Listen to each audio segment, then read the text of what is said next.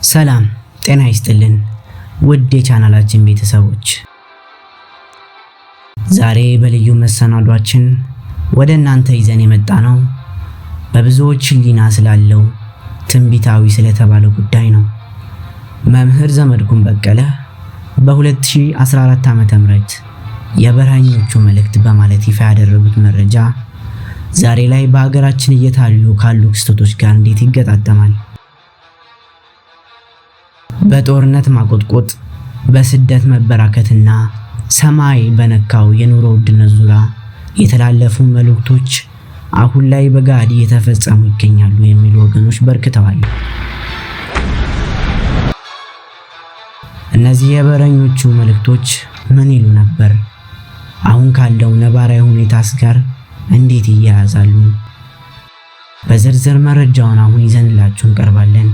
ከዝርዝሩ በፊት ለቻናላችን አዲስ የሆናችሁ ሰብስክራይብ በማድረግ የደወል ምልክቷን በመጫን ቤተሰብ እንድትሆኑ እንጋብዛለን። ወደ ዝርዝር መረጃው።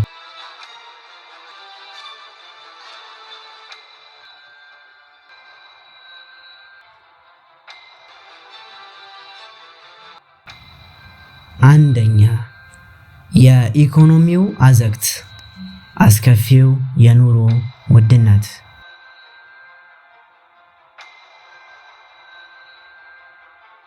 የኢትዮጵያ ባለፉት ጥቂት ዓመታት ውስጥ በከፍተኛ ዋጋ ግሽበት ኢንፍሌሽን ተመቷል።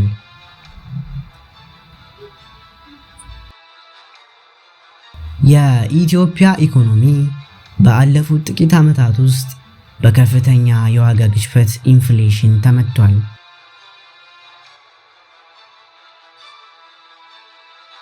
በአሃዝ ሲገለጽ እንደ ኢትዮጵያ ስታቲስቲክስ አገልግሎት መረጃ አጠቃላይ የዋጋ ግሽበቱ ከ28% እስከ 35% ውስጥ ሲመላለስ ቆይቷል።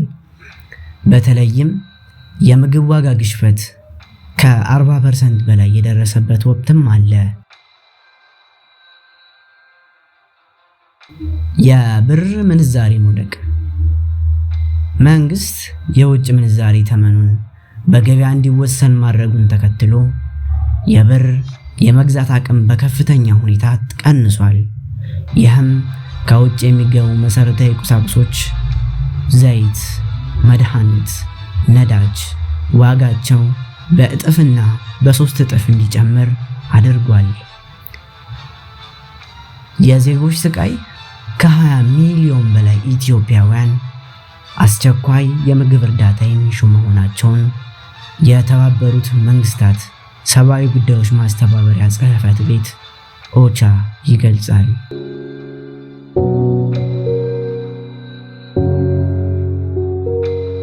የትግራዩ ጦርነት ጠባሳ ከ2013 እስከ 2015 ዓ.ም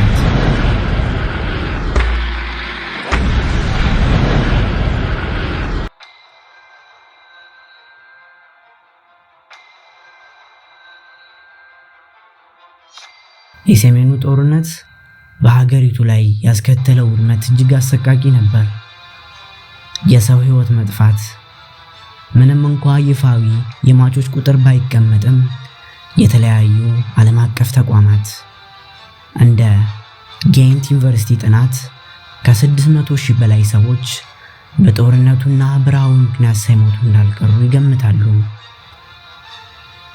እንደ ቁሳዊ ውድመት ከሆነ የዓለም ባንክ ወርልድ ባንክ ግምት እንደሚጠቁመው በጦርነቱ የወደሙ መሰረተ ልማቶች እንደ ትምህርት ቤቶች፣ ሆስፒታሎች፣ ፋብሪካዎች ለመጠገን ብቻ ከ20 እስከ 28 ሚሊዮን ዶላር ያስፈልጋል። የኢትዮጵያ ውስጥ ያሉ ተፈናቃዮች ከ2.5 ሚሊዮን በላይ ዜጎች ከመኖሪያ ቀያቸው ተፈናቅለዋል። አሁን ላይ እየተከሰተ ያለው በአማራ ክልልና በኦሮሚያ ክልል ያሉ ግጭቶች። የትግራዩ ጦርነት በፕሪቶሪያው ስምምነት ቢቆምም ግጭቱ መልክ ቀይሮ ወደ አማራና ኦሮሚያ ክልሎች ተስፋፍቷል። በአማራ ክልል ከ2015 ዓ.ም ጀምሮ በፌዴራል መንግስትና በፋኖ ታጣቂዎች መካከል የሚካሄደው ጦርነት ክልሉን ወደ አለየለት አለመረጋጋት ከቶታል። የሰብአዊ ቀውሱን የተመለከትን እንደሆነ በተለይም በድሮኖች ጥቃት፣ በከተማ ውጊያዎች ምክንያት የንጹሃን ዜጎች እየተገደሉ ይገኛሉ። ትምህርት ቤቶችና የጤና ተቋማት በከፊል ተዘግተዋል። ወደ ኢኮኖሚያዊ ጉዳት እንኳን ብንመለከት ክልሉ የሀገሪቱን የሰብል ጎተራ በመሆኑ በጦርነቱ በምርት ላይ ባደረሰው ተጽዕኖ ምክንያት የኢትዮጵያ ምግብ ዋስትና አደጋ ላይ ወድቋል። በኦሮሚያ ክልል ያለውን እንኳን የተመለከትን እንደሆነ ለዓመታት የቀጠለው የኦነግ ሸኔና የመንግስት ጦርነት በሺዎች የሚቆጠሩ ንጹሃንን ለሞትና ለስደት ዳርጓል። በተለይም በምዕራብ ኦሮሚያና የትራንስፖርት የንግድ እንቅስቃሴዎች መገደብ የኑሮ ውድነቱን ይበልጥ አባብሶታል።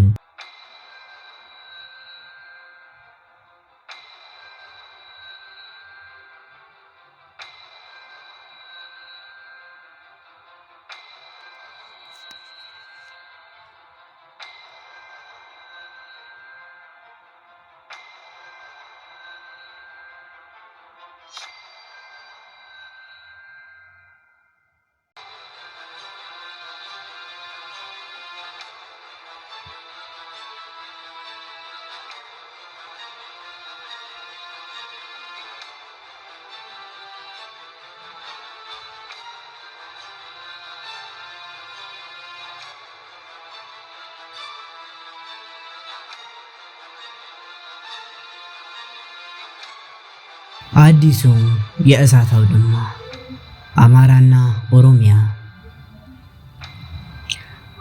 የትግራይ ጦርነት በፕሪቶሪያ ስምምነት ቢቆምም ጦርነቱ ፊቱን ወደ አማራና ወደ ኦሮሚያ ክልሎች አዙሯል። አማራ ክልል በፌዴራል መንግስትና በፋኖ ታጣቂዎች መካከል ያለው ግጭት የሀገሪቱን የሰብል ጎተራ አውድሞታል። የኢትዮጵያ ሰብአዊ መብቶች ኮሚሽን ኢሰመጉ እንደገለጸው በድሮን ጥቃቶችና በከተማ ውጊያዎች ንጹሃን በገዛ ቤታቸው እየተገደሉ ነው። የኦሮሚያ ክልሉን እንደተመለከትነው በኦነግ ሸኔና በመንግስት መካከል ያለው ጦርነት ከ1.5 ሚሊዮን በላይ ዜጎችን አፈናቅሏል። ሰላማዊ ሰዎችን በታጣቂዎችና በመንግስት ኃይሎች መካከል ተለጥጠው የሞት ጽዋን እየተጋቱ ነው። ወደፊት ያንዣበቡ የጦርነት ስጋቶች the future risk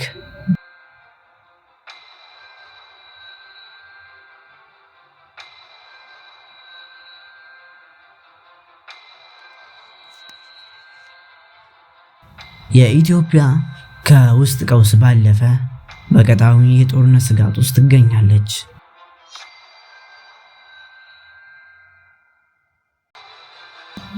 አንደኛ፣ የቀይ ባህር ፍጥጫ። ከሶማሊላንድ ጋር በተደረገው የመግባቢያ ስምምነት ሶማሊያን ከግብጽ ጋር አሰልፏል። ይህ ደግሞ አፍሪካ ቀንድን የዓለም ሀያላን ፕሮክሲ ዋር መድረክ ሊያደርጋት ይችላል። ሁለተኛ፣ የናይል ውጥረት። ከግብጽ ጋር ያለው የህዳሴ ግድብ አለመግባባት በማንኛውም ጊዜ ወደ ወታደራዊ ግጭት ሊያመራ እንደሚችል ስጋት ሆኗል።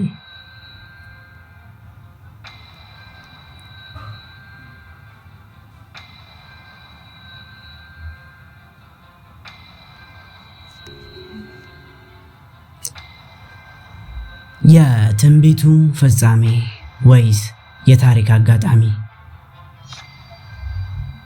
የ2014ቱ የበረሃኞቹ መልእክት ኢትዮጵያ በመከራ እቶን ውስጥ ታልፋለች እንዳለው ዛሬ ሀገሪቱ በጦርነት፣ በረሃብ፣ በስደት መካከል ትገኛለች።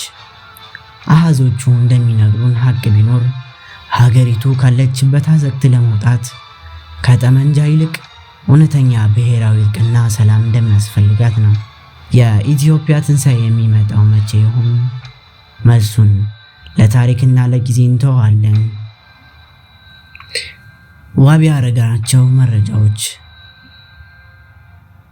ወርልድ ባንክ ሪፖርት 2024 ያወጣው፣ በዩናይትድ ስቴትስ ኦቻ ኢትዮጵያን ሲቹዌሽን ሪፖርት ኦን ሁማኒታሪያን ኒድስ፣ ኢትዮጵያን ስታቲስቲክስ ሰርቪስ፣ ጌንት ዩኒቨርሲቲ ሪሰርችን፣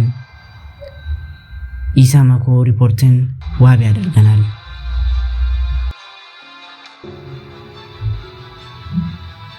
ስደት፣ የኢትዮጵያውያን ስደት ከሀገር ውስጥ መፈናቀል እስከ ባህር ማዶ መከራ።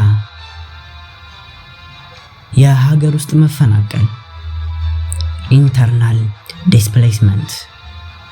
ኢትዮጵያ በዓለም አቀፍ ከፍተኛ ሀገር ውስጥ ተፈናቃዮች ካሉባት ሀገር ተቀዳሚ ሆናለች። ጦርነትና የብሔር ተኮር ጥቃቶች ዜጎች በገዛ ሀገራቸው ባዕድ ተደርገዋል። በአሃዝ እንደ IOM ወይም ዓለም አቀፍ የስደተኞች ድርጅትና ኦቻ መረጃ መሰረት በኢትዮጵያ ከ45 ሚሊዮን በላይ ዜጎች በግጭትና በተፈጥሮ አደጋ ምክንያት ከመኖሪያ ቀያቸው ተፈናቅለዋል። ለዚህ ደግሞ መንስኤው በትግራይ በአማራና በኦሮሚያ ክልሎች ያለው አለመረጋጋት ገበሬውን ከእርሻው ተማሪውን ከትምህርቱ አፈናቅሎ በየከተማው ጥግ ለልመና ለከፋ ችግር ዳርጎታል። የባህር ማዶ ስደትና የህይወት ዋጋ ኤክስተርናል ሚግሬሽን። ተስፋ የቆረጡ ወጣቶች ከቆምኩበት ሞት የሄድኩበት ሞት ይሻላል በማለት የማይታወቁ በረሃዎችና የሞት ባህሮችን ይመርጣሉ። የምስራቁ መስመር። በየዓመቱ በ10 ሺዎች የሚቆጠሩ ኢትዮጵያውያን በጅቡቲና የመን አድርገው ወደ ሳዑዲ አረቢያ ይሰደዳሉ። በዚህ ጉዞ በረሃብ በጥማትና በድንበር ታጣቂዎች ጥይት የሚረግፉ ወጣቶች ቁጥር አይታወቅም። የደቡብና የሰሜን መስመር። ወደ ደቡብ አፍሪካ በኮንቴነር ታፍነው የሚሞቱ እንዲሁም በሊቢያ በኩል ወደ አውሮፓ ለመሻገር ሲሉ በሜዲትራኒያን ባህር የሚሰጥሙ ኢትዮጵያውያን ቁጥር ከጊዜ ወደ ጊዜ እየጨመረ ነው የመጣው።